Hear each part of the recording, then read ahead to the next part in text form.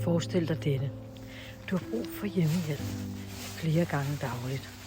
Men hver gang døren åbner, møder du endnu et nyt ansigt. Hver eneste gang skal du forklare, hvordan tingene skal gøres, fordi ingen har tid til at læse handleanvisningerne. Eller mangel på samme om, hvor man finder disse henne. Måske er du syg, måske har du demens, eller er svækket af en hjerneblødning.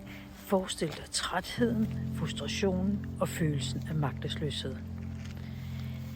Tænk på dine egne rutiner, hvordan du foretrækker din kaffe, hvordan dit hår skal sidde, eller præcist, hvor tyk skiven med ost skal være. For mange mennesker er disse små detaljer dybt personlige, og det giver ro i en verden, der ellers kan føles uforudsigelig. Forestil dig så at miste kontrollen over disse detaljer, at du har brug for hjælp til at komme i bad, få tøj på, eller blot få tømt postkassen. Og forestil dig, at du skal forklare det hele hver dag. Hver gang døren åbner, og jeg ser en ny person, oplever jeg ofte mine borgere sige, synker mit humør.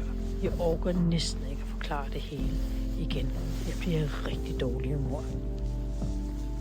Når systemet forandrer, sparer eller blot rykker om, bliver det ofte de sårbare, der betaler prisen.